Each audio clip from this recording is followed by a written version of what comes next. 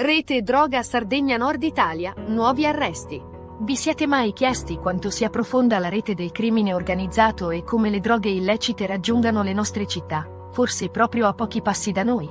Le recenti operazioni delle forze dell'ordine ci offrono uno sguardo inquietante sulle oscure trame di un traffico di stupefacenti che si snoda dalla Sardegna fino al cuore del Nord Italia, con la provincia di Bergamo come terminale privilegiato. Nelle scorse ore, un'importante fase dell'operazione investigativa condotta dai Carabinieri di Cagliari ha portato all'arresto di altri 2 uomini.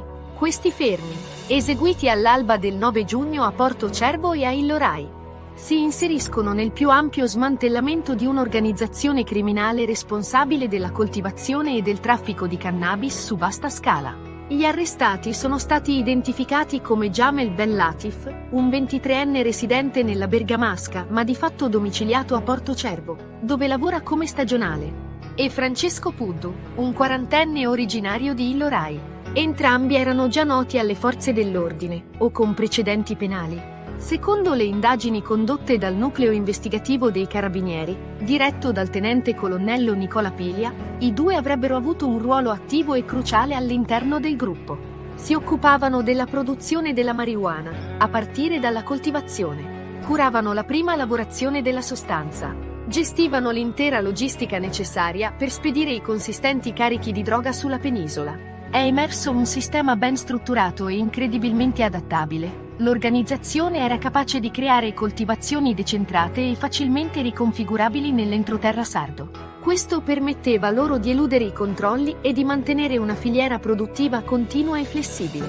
Le prove raccolte, che risalgono al sequestro di oltre 1220 piante di cannabis nel settembre 2020, hanno permesso di ricostruire l'intero circuito e di stimare un volume d'affari tale da alimentare ulteriori espansioni verso altre piazze del Nord Italia.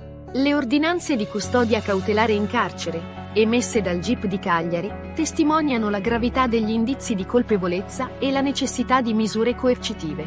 I 2 arrestati sono stati trasferiti nelle case circondariali competenti per territorio, Puddu a Badde Carros e Ben Latif a Bancali, in attesa di ulteriori determinazioni dell'autorità giudiziaria. Questa operazione non è solo un resoconto di arresti, ma uno spaccato della battaglia incessante contro il traffico di droga, che opera nell'ombra ma ha impatti concreti sulle nostre comunità.